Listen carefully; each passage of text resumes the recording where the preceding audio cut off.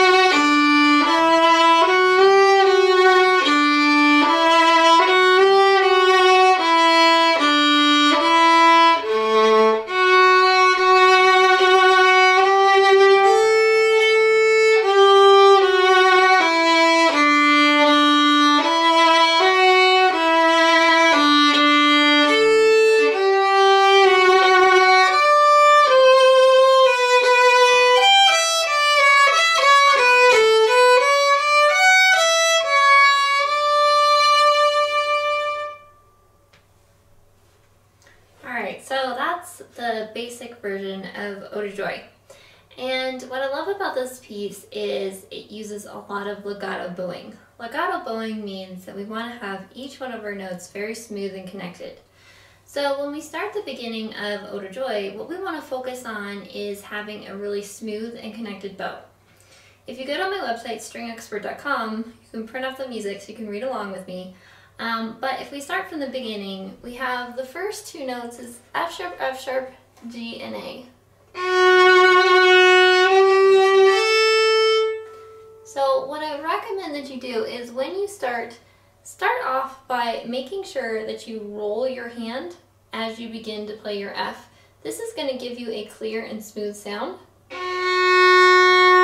What a lot of beginners make the mistake of is they start off and they squeeze the bow really tightly and they play and it gives it that rough, awful sound that we really just don't like. So think about putting your violin bow up and just rolling your hand as you go down to play the first note. Now every time I go back up, what happens is that when my bow goes back up, my hand rolls before my bow goes back down.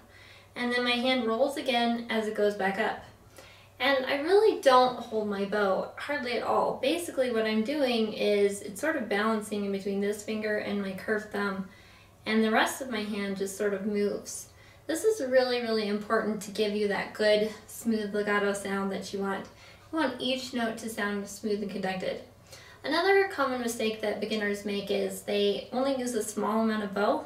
And for Ode To Joy, in order to get that beautiful legato sound, we need to use the whole bow. So start at the frog, go all the way to the tip, and go back to the frog.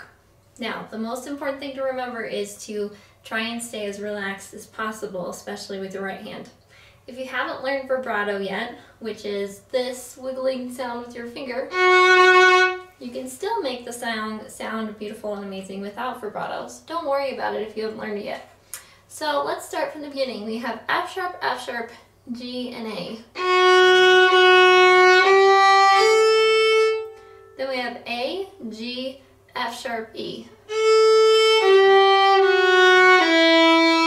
We want to concentrate on making all of these notes nice and smooth and connected. So let's practice that.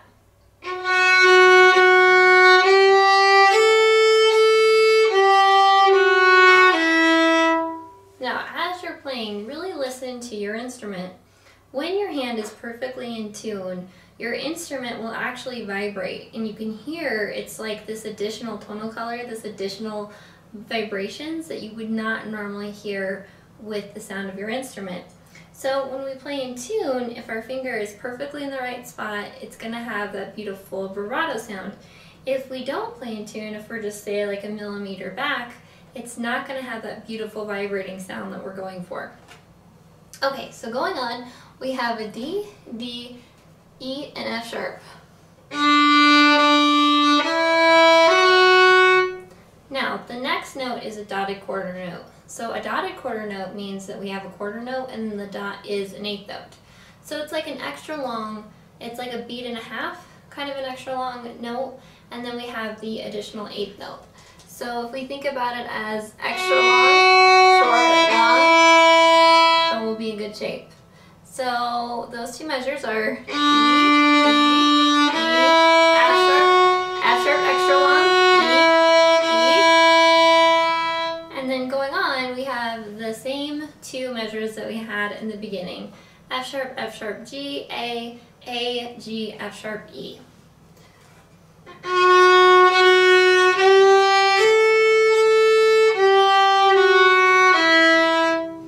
Now, if you didn't watch my video on what a slur is, go to my YouTube channel and check that out.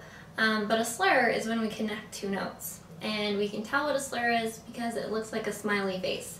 And so a lot of Ode To Joy has slurs, so pay attention to where those slurs are and make sure you follow along. Okay, so we're done with the first line. Let's go on to the second line. So we have D, D, E, F sharp, E, D.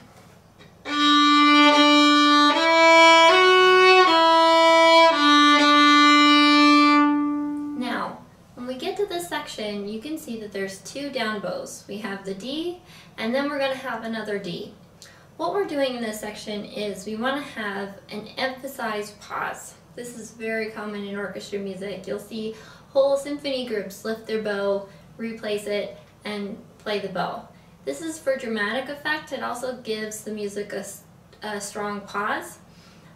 So when we do this, it's really important that we execute this well. So what we're going to do is we're going to play the note, then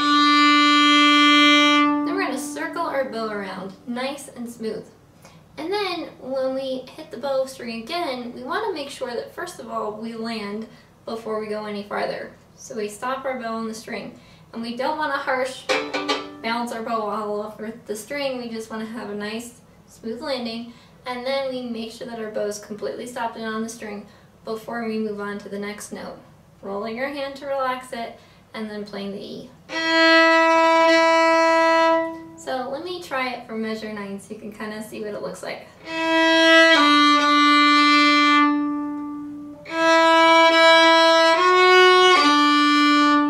And that's how that works. Okay, so going on from the E, measure 10, we have E, F sharp, and D. So it's... Then we have E, F sharp, G, F sharp, and we're going to play all these in the same bow, and then an open D. So it's F sharp, G, and F sharp in one bow. And then going on we have E, and then the same thing, F sharp, G, F sharp, and we're going to go to E instead of D this time. Then we have D, E, A, F sharp. Okay, so do you have that section? Let's try it from measure 10. Here we go.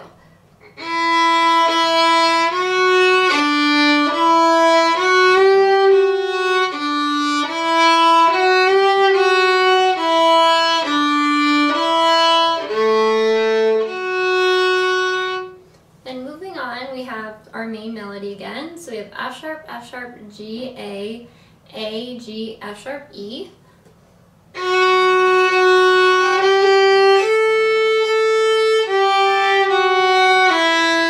Then we have D, D, E, F, E with an extra long quarter note to a D, and then another D, and then an A. So let's try that.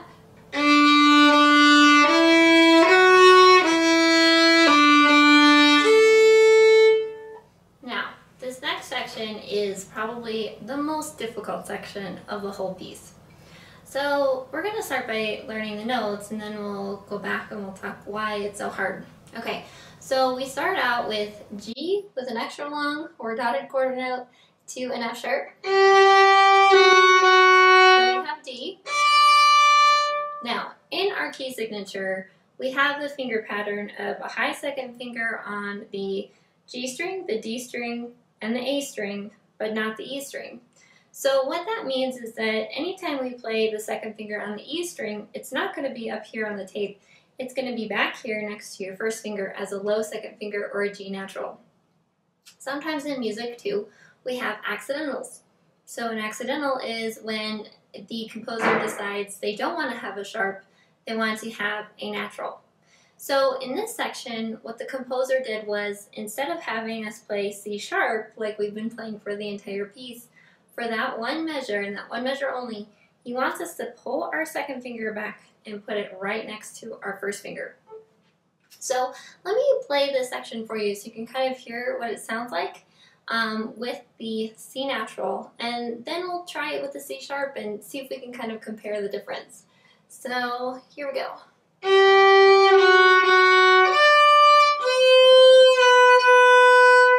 Do you hear how the C natural just sticks out like a sore thumb as being this really sad, sour note? That's the point. If we play it with the C sharp,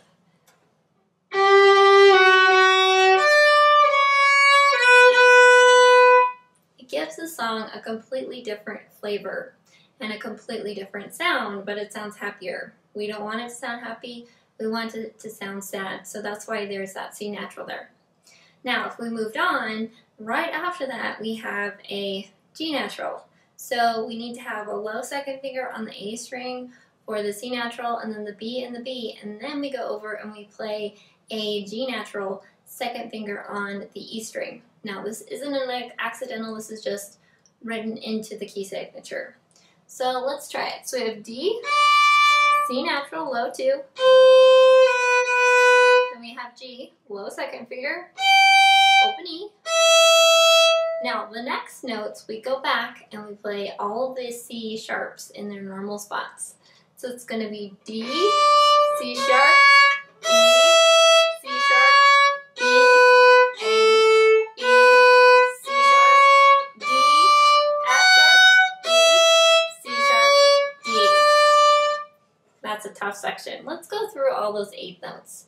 So let's start in the middle half of measure 20. So we have a G, E, D, C sharp, E, C sharp, B, A, B, C sharp, D, F sharp, E, C sharp, D. Alright, let's go through that, and I'm not going to talk this time, but we're going to still play it really slow.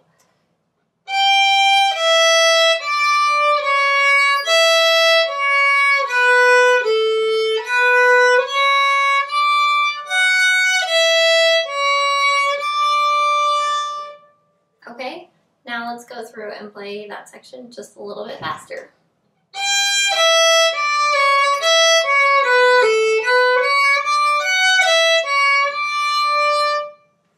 Alright, so don't get discouraged with this song. This song is definitely a challenge. But if you go to my website, stringexpert.com, I put through a whole video series on the different exercises that you would need to be prepared in order to play this piece, including an in-depth explanation on low second finger, on dotted quarter notes, and all that good stuff. So go ahead and check that out, and I hope you enjoy learning to play Ode To Joy as much as I have. It's such a great piece.